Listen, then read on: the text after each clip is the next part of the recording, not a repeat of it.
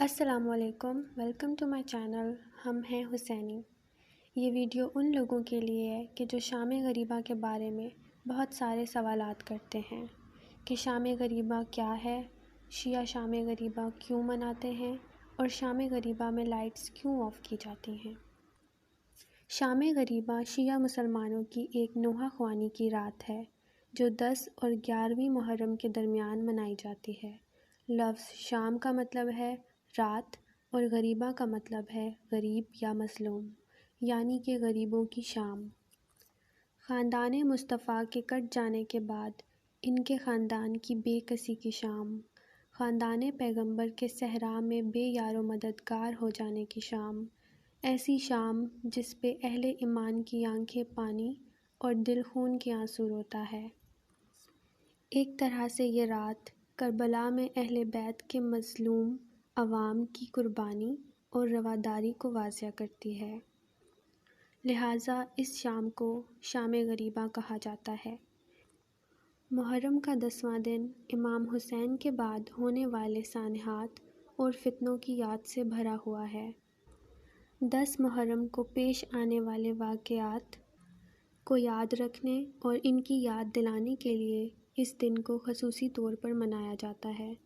ان سانحات کے متعدد پہلوؤں کو یاد کیا جاتا ہے۔ ان میں امام حسین کی شہادت، بی بی سکینہ کی قربانی، بی بی زینب کی قربانی، بہادری اور ہمت، امام حسین کے اہل خانہ کے خیموں کو نذر آتش کرنے اور ان مشکلات سے جو امام کے بچوں اور اہل خانہ پر آئیں شامل ہیں۔ ان یادگاروں کی 11ویں رات کو شام غریبہ کی یاد منائی جاتی ہے۔ اس رات قرآن خوانی کی جاتی ہے، لوگ نوحے اور مرثیہ کہنے کے لیے جمع ہوتے ہیں، سوگوار اپنے سینوں پہ ماتم کرتے ہیں، زیارت عاشوراء کی تلاوت اور جلوس نکالے جاتے ہیں۔ 11ویں محرم شام غریبہ میں آل محمد کو گرفتار کر لیا گیا، بیویوں کے پردے چھین لیے گئے اور سامان لوٹ لیا گیا، بچوں کو تھپڑ مارے۔ یہ وہ شام ہے جس میں یزید کی فوج نے خواتین کو ان کے خیموں سے باہر نکال دیا اور ان کو آگ لگا دی۔ جب یہ ہوا تو خواتین نے چیخیں مارنا شروع کر دیں اور اپنے خیموں سے باہر آ کر انہوں نے اپنے پیاروں اور اپنے مظلوم مقتول کی لاشیں دیکھیں اور بری طرح اپنے چہروں کو پیٹنا اور مارنا شروع کر دیا۔ جب اندھیرا ہو گیا اور فوجوں کا مقابلہ بند ہو گیا، جنگ کا ماحول ختم ہو گیا، عمار بن سعد اور اس کی فوج ان کی سمجھی ہوئی فتح کی وجہ سے پرجوش تھے اور ان انعامات کا بے صبری سے انتظار کر رہے تھے جس کا ان سے وعدہ کیا گیا تھا۔ خود عمر بن سعد اور اس کی فوج رات کربلا میں قیام پذیر رہی اور اپنوں کی میتوں کو دفن کرنے کے بعد کوفہ کی طرف روانہ ہو گئی۔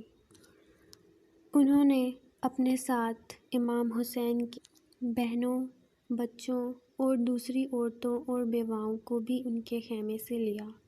عاشوراء کی سہ پہر عمر بن سعد نے حکم دیا کہ بغیر زین کے اونٹ تیار کیے جائیں تاکہ ان پہ اہل بیت کو باندھا جا سکے۔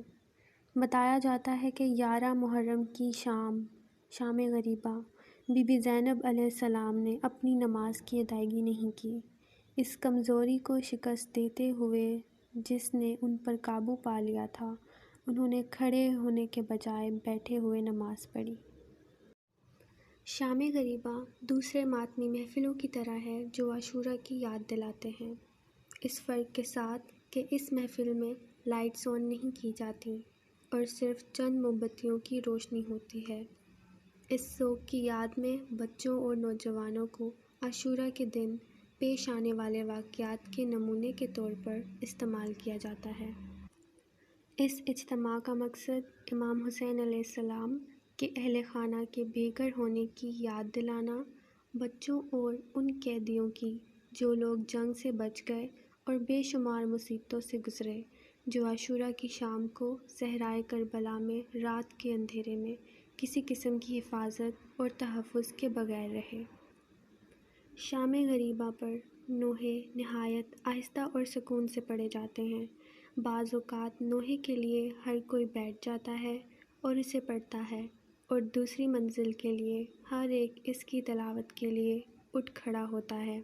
یہ رات ایران اور دنیا کے ہر کونے میں خصوصی اور انوکھی رسومات کے لیے منائی جاتی ہے۔ شام غریبہ کے دوران لائٹس کیوں بند کی جاتی ہیں؟ روشنی بند کرنا اس اندھیرے کی علامتی عکاسی ہے جو کربلا کی شام کی یاد کو تازہ کرتی ہے۔ یہ صرف اس لیے ہے کہ لوگ آزادانہ طور پر اس تکلیف کو محسوس کر سکیں جس سے ہمارے پیارے نبی کے خاندان والے گزر چکے ہیں۔ Thank you so much for watching. I hope you like the video and subscribe our channel for more.